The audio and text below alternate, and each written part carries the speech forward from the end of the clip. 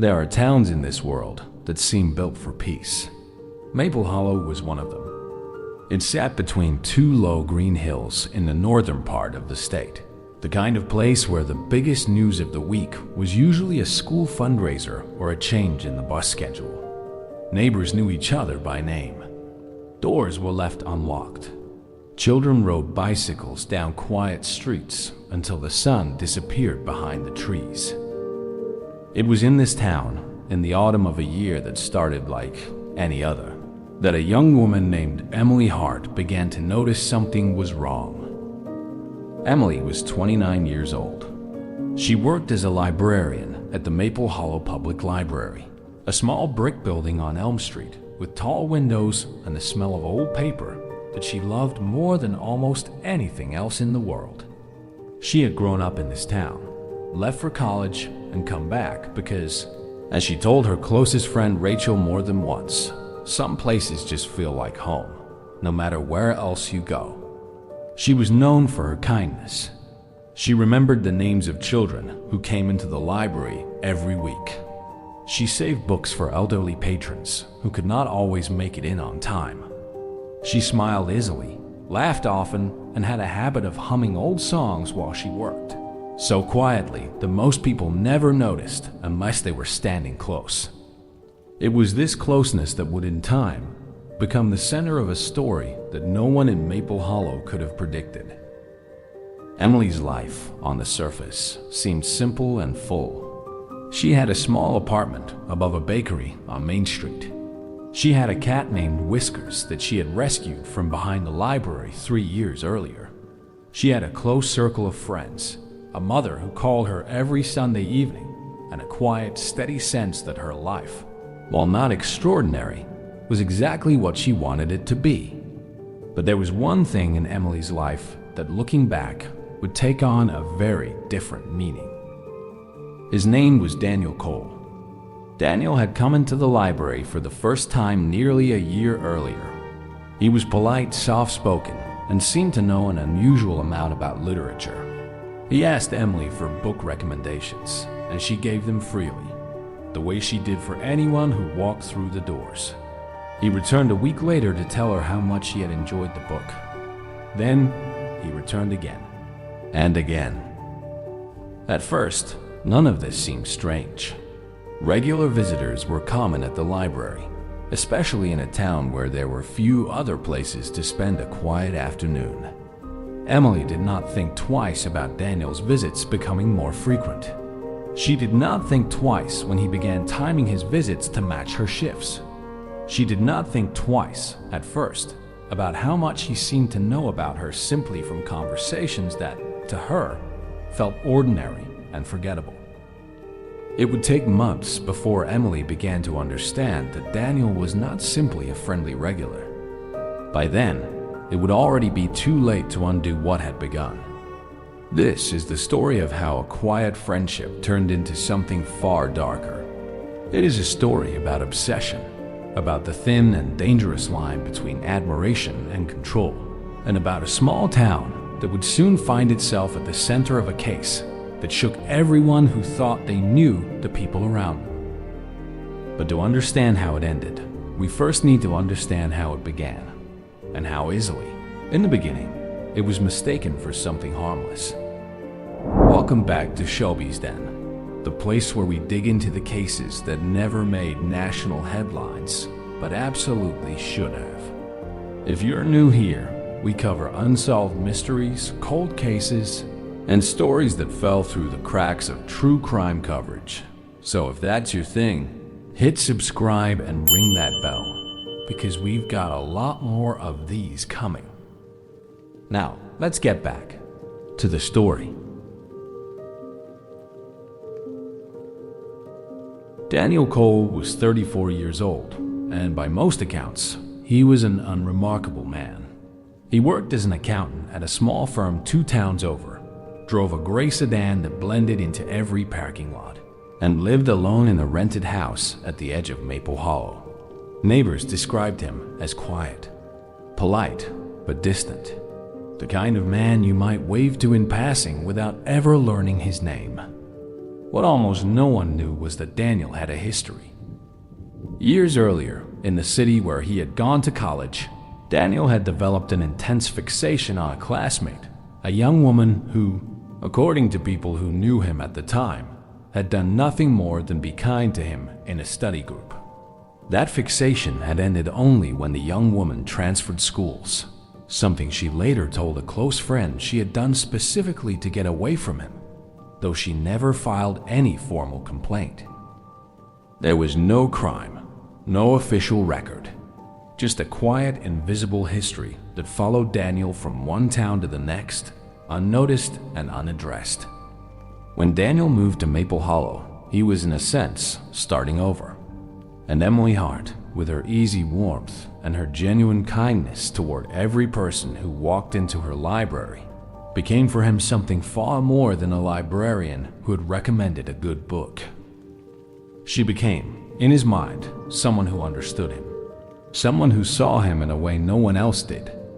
This belief, of course, was built on almost nothing. Emily's kindness toward Daniel was the same kindness she showed every patron who came through her doors. But to a man like Daniel, whose sense of connection had always been fragile and easily distorted, ordinary friendliness could feel like something far more significant. Psychologists who study cases like this describe a pattern that repeats itself again and again.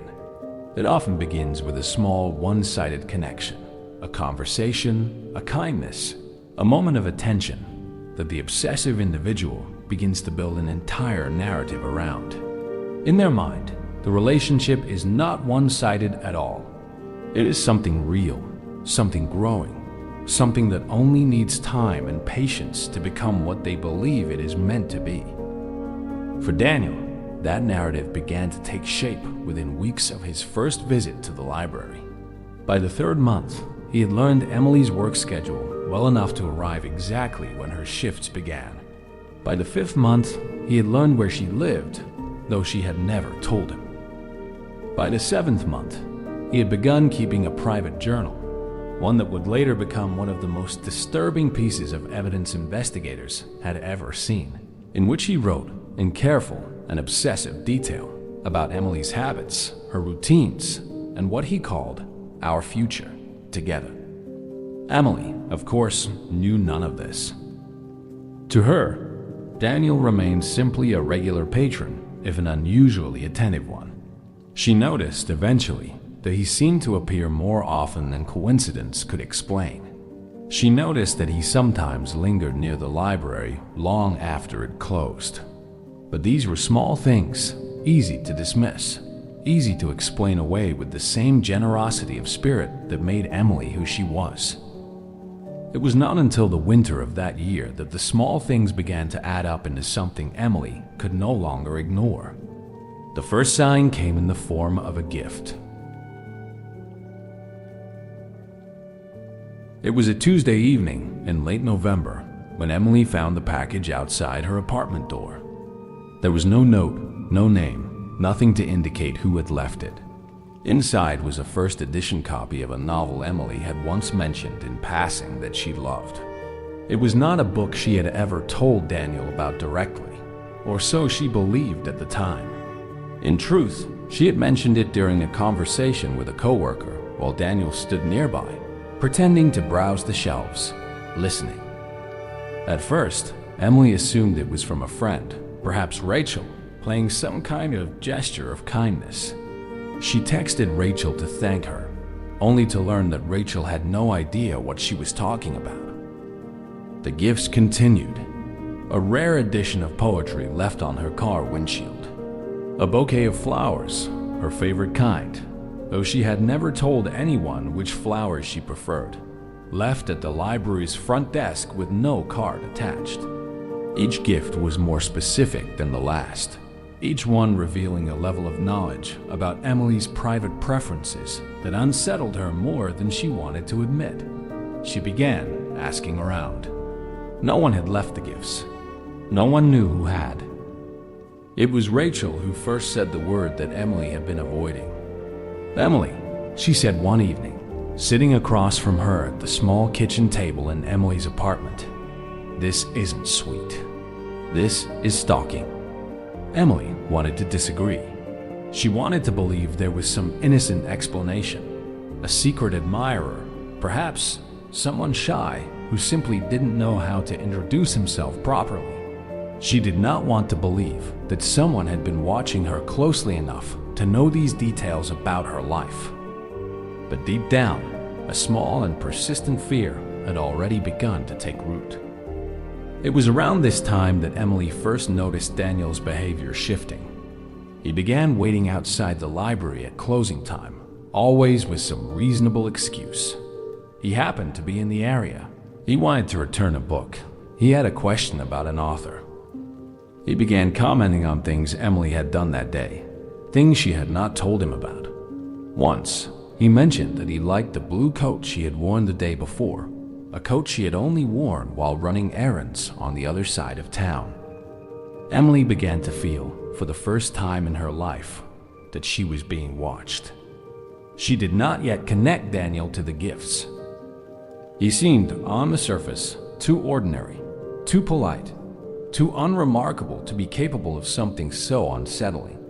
This is one of the cruelest aspects of cases like this one. The person responsible often does not fit the image people expect. There is no menace in their voice, no visible warning sign in their manner. They smile, they make small talk. They seem, in every visible way, harmless. It would take one more incident before Emily began to suspect the truth. On a cold evening in December, as Emily was locking up the library alone, she heard footsteps behind her in the empty parking lot. She turned to find Daniel standing several feet away, his hands in his coat pockets, watching her with an expression she would later describe to police as calm in a way that felt wrong. "I just wanted to make sure you got to your car safely," he said. It was a simple sentence. On any other night, from any other person, it might have sounded kind. But something in the stillness of his voice, in the way he did not move closer, but did not look away either, sent a cold and sudden fear through Emily that she could not explain. She thanked him quickly and drove home with her hands shaking on the wheel. That night, for the first time, Emily locked every window in her apartment and checked the lock on her door twice before going to bed. She had no way of knowing that this quiet, uneasy night was only the beginning of what was to come. In the weeks that followed, Emily made a decision that many people in her position make, often without realizing the risk it carries. She decided to confront the situation directly, hoping that a clear conversation might end it. She began, cautiously, to limit her interactions with Daniel at the library. She stopped offering book recommendations. She kept their conversations brief and professional. She hoped that by giving him less attention, whatever strange fixation had developed would fade on its own. It did not fade, it intensified. Researchers who study obsessive behavior describe this pattern often. When the object of an obsession begins to withdraw, the obsessive individual frequently does not accept the rejection as a sign to stop.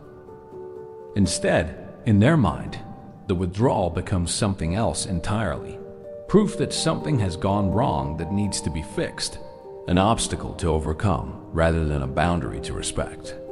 The withdrawal, rather than ending the fixation, can make it more urgent, more desperate, and in some cases, far more dangerous. This is precisely what happened with Daniel Cole. Where he had once been content to watch from a distance, he began, in the new year, to insert himself more directly into Emily's life. He started showing up at the coffee shop she visited on weekend mornings, always claiming coincidence.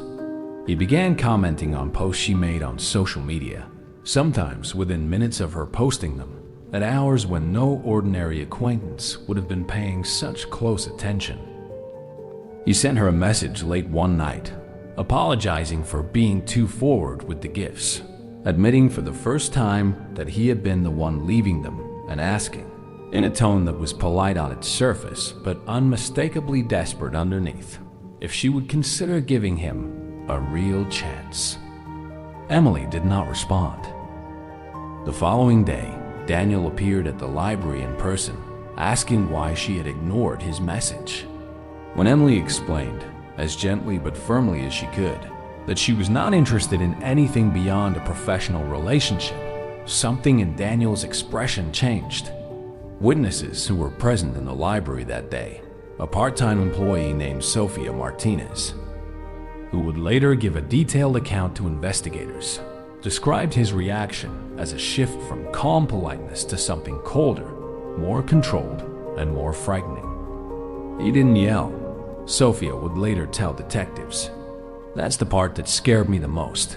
He just went very quiet. And then he said, "You'll understand eventually," and he walked out.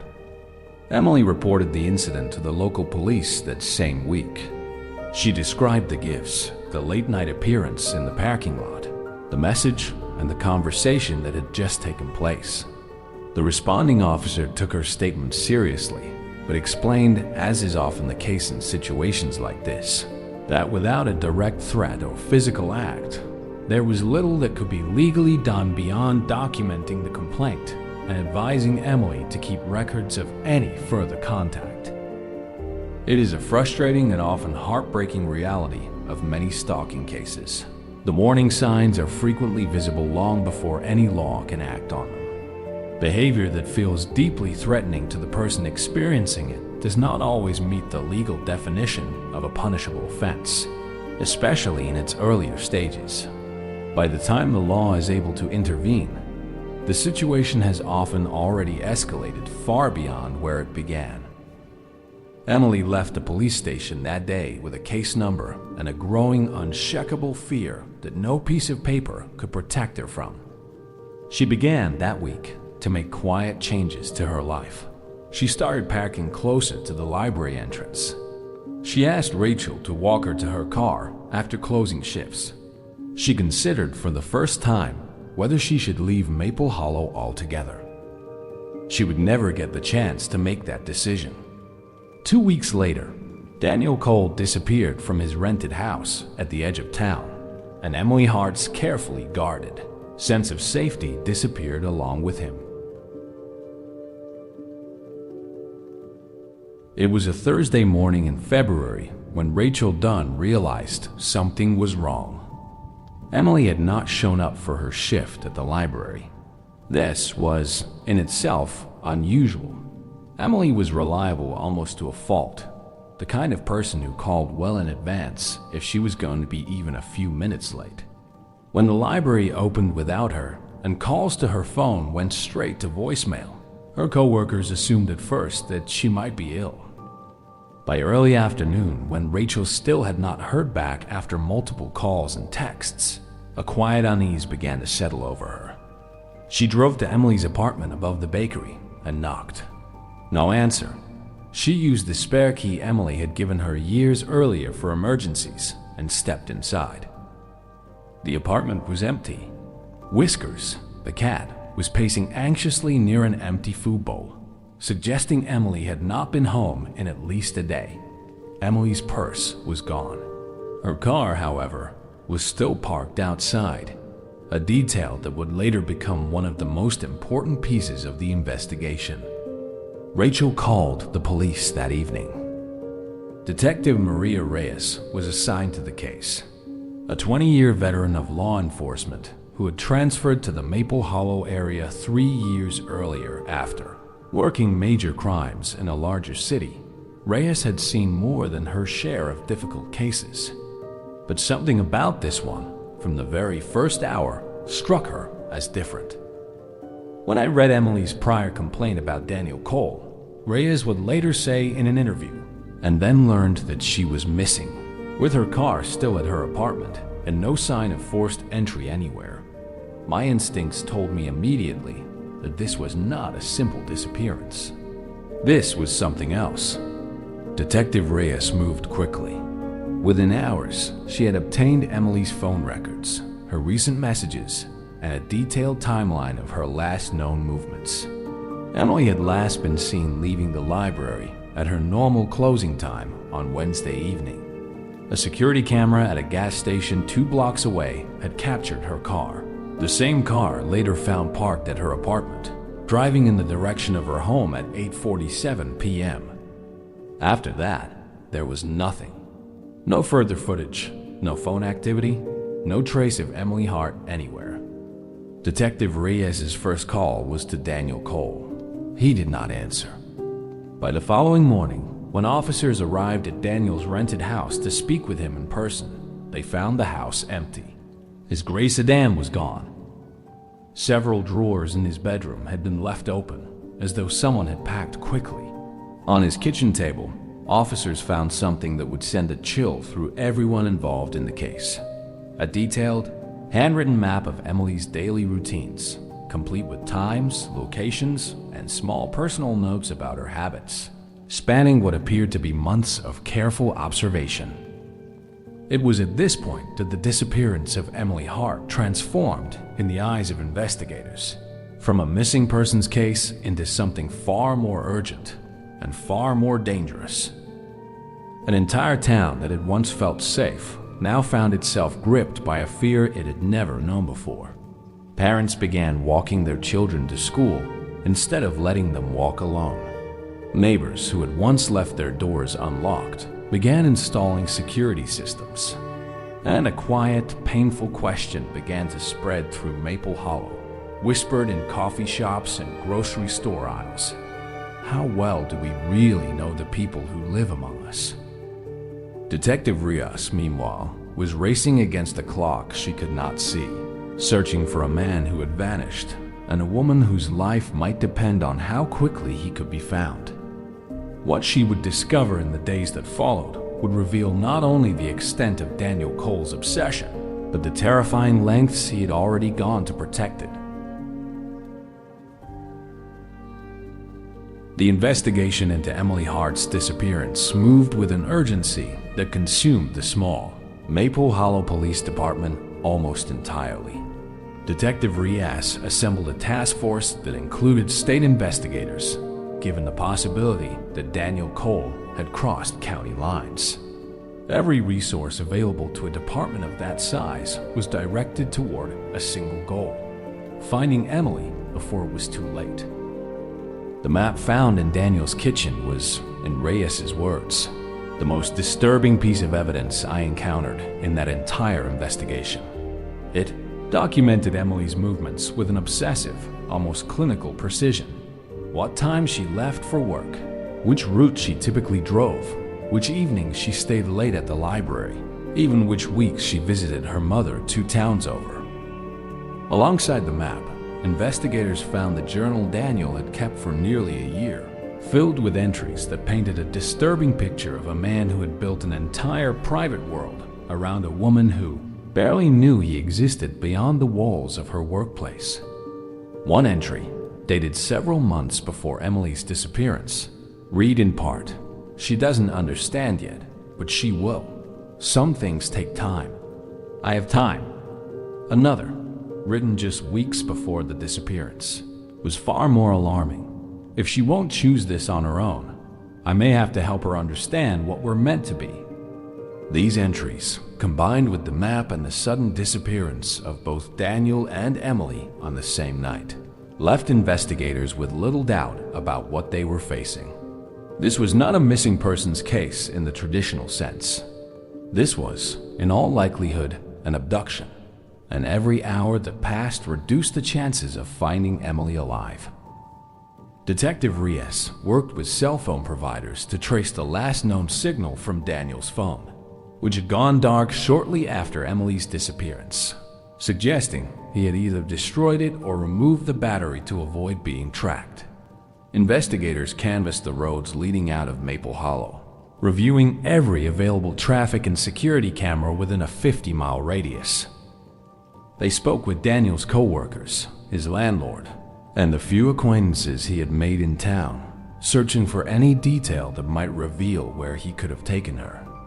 What they learned painted a portrait of a man who had spent years perfecting the art of appearing ordinary while concealing something far darker underneath.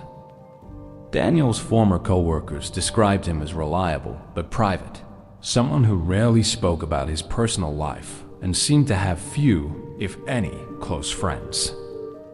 His landlord noted that Daniel had always paid rent time and kept to himself, though she recalled, almost as an afterthought, that he had once asked unusual questions about a small abandoned cabin property he had noticed on a rural road outside of town, a property that, as it turned out, had belonged to his late uncle and had sat unused for years.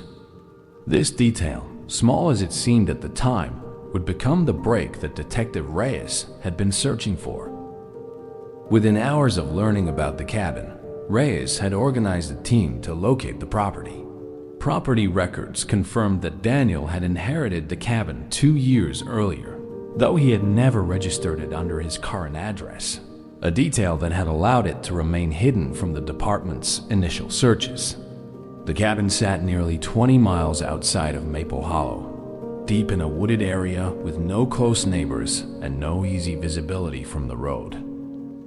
As the sun began to set on the second day of Emily's disappearance, Detective Reyes and her team made their way toward the cabin, uncertain of what they would find, but painfully aware that time was running out. What awaited them in those woods would become the most critical moment of the entire investigation, and the answer to a question that had haunted everyone involved since the moment Emily Hart vanished. The road leading to the cabin was narrow and overgrown, barely wide enough for a single vehicle. Detective Reyes and her team approached slowly, headlights off, moving with the careful precision of officers who understood that a wrong move could cost a life. The cabin itself was small, built decades earlier, with faded wooden walls and a single dim light glowing behind a curtained window. Daniel's gray sedan was parked just behind the structure, partially hidden beneath a canopy of trees. Detective Reyes gave the signal, and her team moved into position.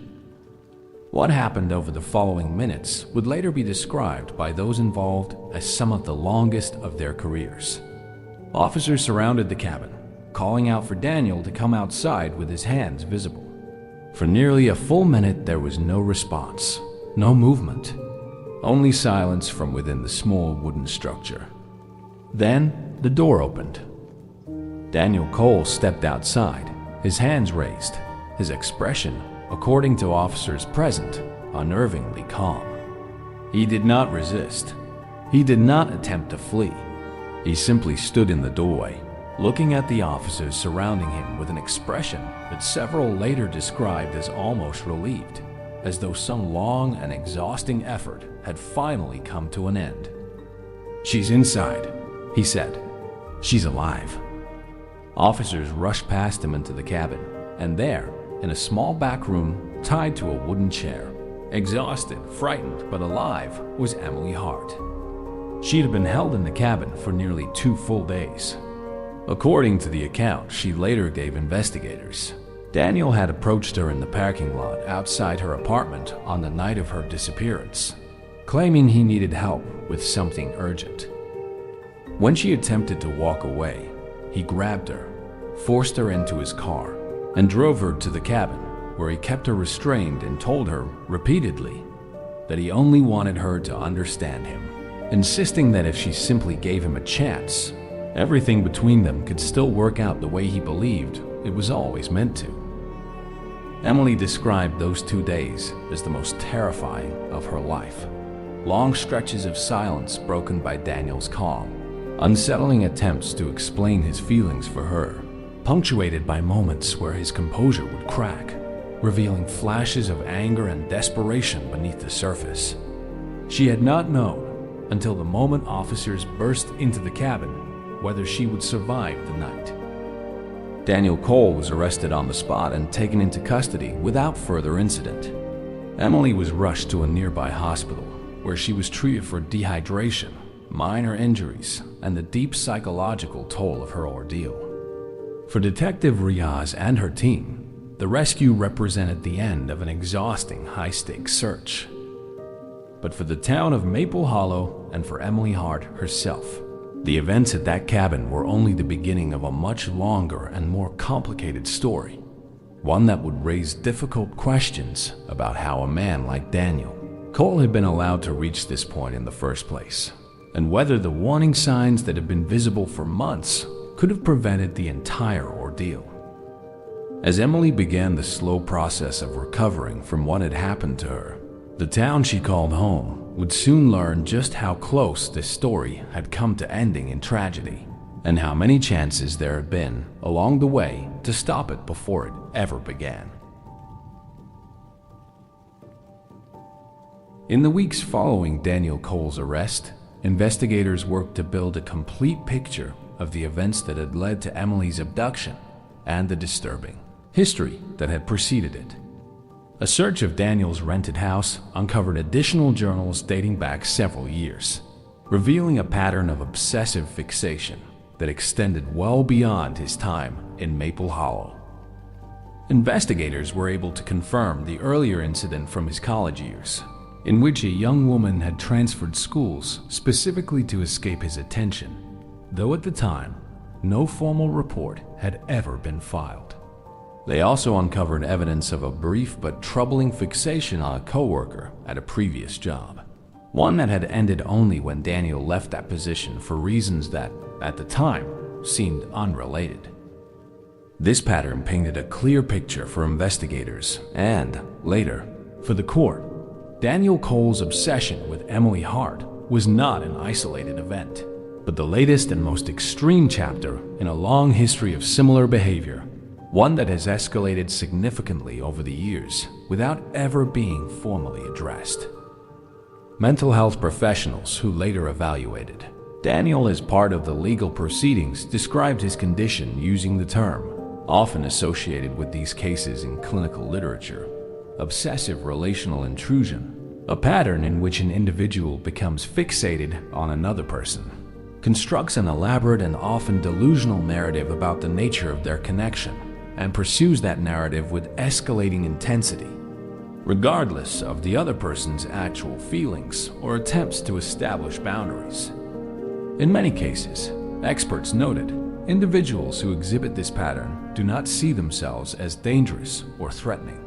In their own minds, they are pursuing love, connection, or destiny, concepts they have distorted to justify behavior that, to any outside observer, is clearly a violation of another person's safety and autonomy. This distortion, experts explained, is part of what makes these cases so difficult to predict and prevent. The individual does not appear, in most contexts, to be a danger to anyone.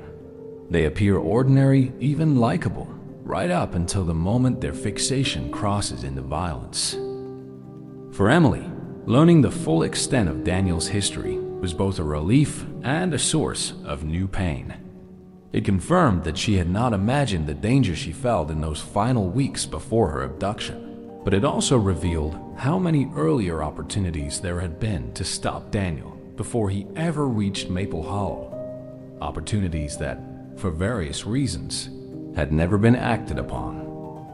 "I keep thinking about the young woman from his college," Emily told a journalist several months later, in one of the few interviews she agreed to give. If someone had taken what happened to her seriously, if there had been a record, a warning, anything, maybe none of this would have happened to me. That's the hardest part to sit with.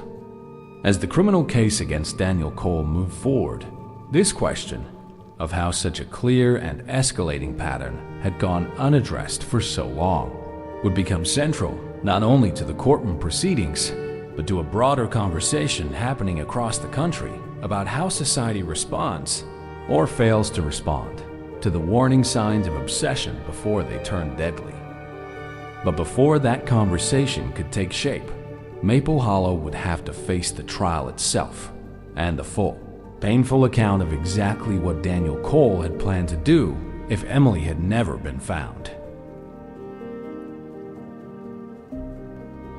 The trial of Daniel Cole began nearly a year after his arrest in a courthouse that had rarely, if ever, seen a case of this magnitude.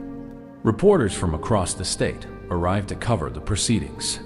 The small courtroom, designed to hold perhaps 60 people, was filled to capacity every day, with an overflow room set up nearby to accommodate the crowd of townspeople who wanted to witness the case firsthand. Daniel was charged with kidnapping, unlawful restraint, and stalking, among other related charges. His defense argued in part that his mental state at the time of the abduction should be taken into account, presenting testimony from a psychologist who described Daniel's long history of distorted attachment and obsessive fixation dating back to his early adulthood. The defense did not deny that Daniel had taken Emily against her will, but argued that his actions were the result of a severe psychological condition rather than a calculated, malicious plan. The prosecution, led by an experienced attorney named Robert Chun, presented a different picture, one built on the extensive evidence gathered during the investigation. Chun argued that regardless of Daniel's psychological state, his actions have been deliberate, planned, and carried out with a clear understanding of what he was doing. He pointed to the months of careful surveillance documented in Daniel's journals, the map detailing Emily's routines, and the preparation of the cabin as evidence of premeditation, not impulsive confusion. Perhaps the most powerful moment of the trial came when Emily herself took the stand. For nearly 2 hours, Emily described, in careful and steady detail, the events of those 2 days in the cabin. The fear, the uncertainty, the moments when she believed she might not survive. She described Daniel's calm insistence that he only wanted to be understood, and the terrifying unpredictability of his moods, shifting without warning from gentle reassurance to controlled anger. He kept telling me that once I understood him, everything would make sense, Emily told the courtroom. But nothing about what he did to me will ever make sense. Not to me, not to anyone who has ever felt safe in their own life. Her testimony, delivered without visible anger but with quiet, unmistakable strength, left much of the courtroom in silence. Detective Riaz, who attended every day of the trial, later described Emily's testimony as one of the bravest things I've ever witnessed in a courtroom. The trial lasted nearly 3 weeks. In addition to Emily's testimony, the prosecution called Rachel Dunn, Sofia Martinez, and several officers involved in the initial investigation, each adding another piece to the picture of a man whose obsession had grown, methodically and deliberately, over the course of nearly a year. The defense's argument ultimately was not enough to overcome the weight of the evidence presented. After 11 hours of deliberation, the jury returned a verdict: guilty on all major charges, including kidnapping and unlawful restraint. Daniel Cole was sentenced to a significant term in prison, with the judge specifically citing the premeditated nature of his actions, the extensive evidence of planning, and the profound psychological trauma inflicted on Emily Hart as factors in determining the length of his sentence. For Maple Hollow, the verdict brought a measure of relief and closure. But for Emily, the end of the trial did not mean the end of her ordeal. The road to recovery, both physical and psychological, was only just beginning, and it would reveal aspects of her strength and her story that no one, perhaps not even Emily herself, had fully anticipated. In the months following the trial, Emily Hart made the difficult decision to remain in Maple Hollow rather than leave the town where her ordeal had taken place. It was not an easy choice. For a long time after her rescue, she struggled with the aftereffects of what she had experienced: difficulty sleeping, moments of intense anxiety triggered by small, unexpected things, and a persistent, exhausting vigilance that made it difficult to feel safe even in familiar places. For a long time, I couldn't walk to my car alone, Emily later said. Even in broad daylight, even in a parking lot full of people, my body remembered what my mind was trying to move past. With the support of a therapist who specialized in trauma recovery, along with the steady presence of Rachel and her other close friends, Emily slowly began to rebuild a sense of safety in her own life. She returned to work at the library nearly 6 months after the trial concluded, a decision she described as both terrifying and necessary. "I didn't want Daniel to take that place away from me too," she said. "The library was mine long before he ever walked through those doors. I wasn't going to let him be the reason I gave it up." Emily's story, once it became public, resonated far beyond the borders of Maple Hollow.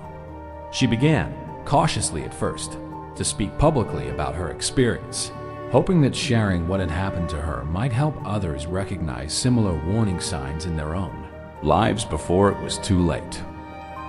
She partnered with a national organization focused on stalking awareness, giving talks at community centers and, eventually, testifying before a state legislative committee considering new laws aimed at improving how law enforcement tracks and responds to patterns of stalking behavior across jurisdictions.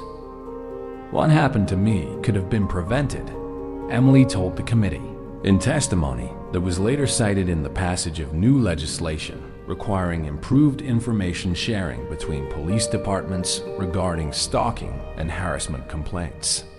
Not entirely, maybe, but enough that it might not have gone as far as it did. I don't want another person to go through what I went through, only to learn afterward that the warning signs were there all along, just scattered across places that never talked to each other. Detective Maria Reyes, who had led the investigation and later became a close friend and advocate for Emily throughout the trial, echoed similar sentiments in interviews following the case's conclusion. "Cases like this teach us something painful but important," Reyes said. "The danger isn't always the stranger in the shadows. Sometimes it's the quiet, polite person who's been standing in plain sight the whole time, and we don't see the danger until it's almost too late. The best thing we can do as a community is take these warning signs seriously from the very beginning. The gifts that feel excessive, the attention that feels one-sided, the presence that never seems to leave. Those are not small things. They are often the first chapters of a much longer and more dangerous story." Emily's case became, in the years that followed, a frequently cited example in discussions of stalking behavior and its escalation. A case study used by law enforcement trainers, psychologists, and advocacy organizations to illustrate both the subtle warning signs that often precede violence and the systemic gaps that allow those warning signs to go unaddressed.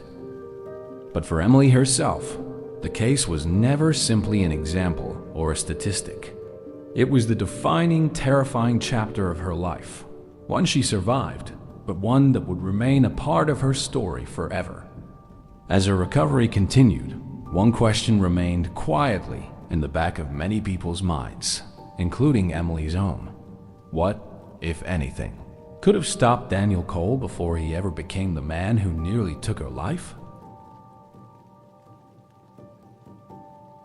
Looking back on the case of Daniel Cole and Emily Hart, investigators, psychologists, and community members alike have returned, again and again, to a difficult and uncomfortable question. Were the warning signs clear enough, early enough, for someone to have intervened before the situation escalated to abduction? The answer, according to most experts who have studied the case, is a complicated one. In isolation, many of Daniel's early behaviors, frequent visits to the library, an interest in books Emily recommended, even the early unsigned gifts, might not have seemed to an outside observer like clear indicators of danger. It is only in hindsight, once the full pattern is visible, that these actions take on their true and disturbing significance. This is, according to Dr. Elaine Foster, a psychologist who has studied cases of obsessive stalking behavior for over 2 decades, one of the central challenges in preventing cases like this one from escalating. Stalking behavior rarely begins with something that looks obviously dangerous, Dr. Foster explained in an interview discussing the case. It usually begins with something that looks, on the surface, like ordinary attention or admiration. It's the accumulation over time, the pattern, the persistence, the refusal to accept boundaries that reveals the true danger. And by the time that pattern becomes undeniable, the situation has often already become significantly more difficult to control. Dr. Foster and other experts point to several key warning signs that, when they appear together, should be taken seriously as potential indicators of escalating obsession.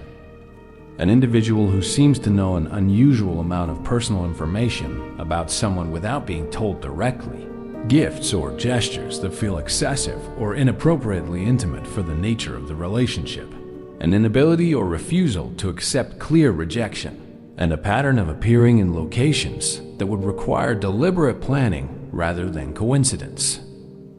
In Emily's case, each of these warning signs had, in fact, been present. The knowledge of her schedule and preferences, the escalating gifts, Daniel's refusal to accept her clear rejection, and his repeated, deliberate appearances at times and places that could not be explained by coincidence. Individually, each sign had been unsettling. Together, they had told a story that, in retrospect, was impossible to misread. The challenge, as Detective Reyes and others involved in the case have noted, is that recognizing this pattern in the moment, before it fully reveals itself, requires both awareness and a willingness to take early warning signs seriously, something that is often easier said than done, particularly when the person exhibiting the behavior appears, in every other way, to be ordinary and non-threatening. I think about what would have happened if Emily's initial complaint to the police had been treated with more urgency. Reyes reflected. I don't say that as criticism of the officer who responded. He followed the process as it existed at the time, and there was no clear legal basis to act further at that stage. But it does raise a larger question about whether our systems are equipped to respond to danger that hasn't yet become violent, but is clearly moving in that direction. This question of how to bridge the gap between recognizing danger and having the legal or institutional tools to respond to it before it becomes violence remains, in many ways, unresolved, not just in Maple Hollow, but in communities across the country. For Emily, the answer to this question is deeply personal, shaped not by policy or statistics, but by the 2 days she spent in a small cabin, uncertain of whether she would ever see her home, her friends, or her cat again. And it is that personal experience, more than any statistic or expert analysis, that continues to shape the final and perhaps most important part of Emily's story. What she chose to do with what happened to her, and the life she has built in the years since.